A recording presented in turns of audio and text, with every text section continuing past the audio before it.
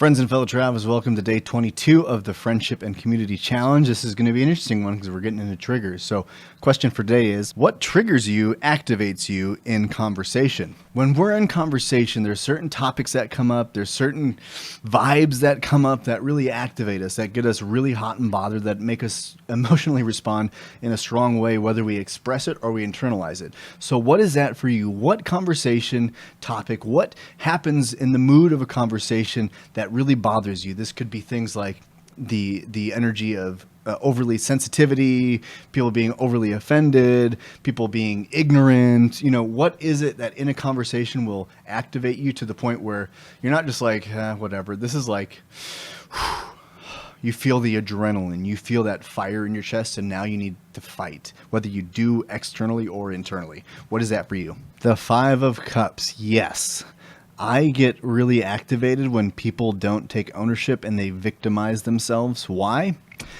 Because I victimized myself for a long time, and I know that pain, and I also know that the only way to break that cycle and to not be this guy is to recognize the two cups and all that you do have and your power to move on. I mean, there's a bridge in the distance, and not too far away there's a house. It looks like a really nice house. I'm sure some pretty cool people live there, and this guy has two cups. That's plenty to sustain his travel, his journey to get to this new village, this new house, and this new community, so that he can finally make some progress. But first he has to accept that he's not poor little me, what I've lost, and I'm just never meant to be successful in life. That attitude drives me nuts because it's in me.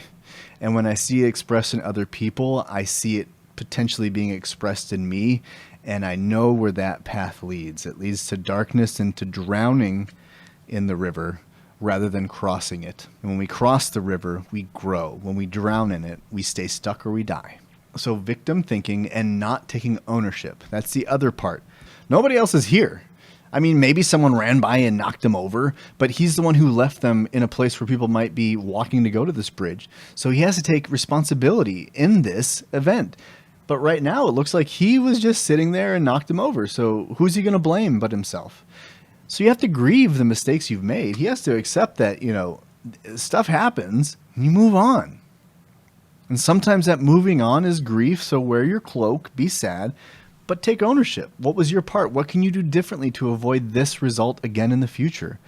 And if people aren't willing to do that, even if they act like they are at first, if it's clearly something they're not going to do over time, I'm out. That's what I feel like. I feel activated because why am I going to invest more time into this when you won't take the ownership? It's challenging.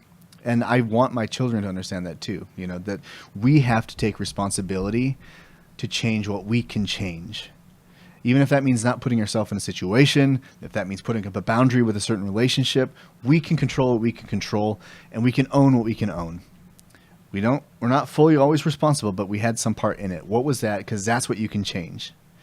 Now, that doesn't mean that I excuse anyone who's ever victimized anybody. I'm always really clear on that. Like, no. But the thing happened. What are you going to do about it? What will you do about it to empower yourself, not to imprison yourself, not to spend the rest of your life vilifying somebody else, which is essentially their control still living in your head, preventing you from ever healing, ever growing, and ever finding happiness. And I will not get them that satisfaction, and I don't want you to either. So please subscribe to the channel so we can keep journeying together. And until next time, journey well, my friends.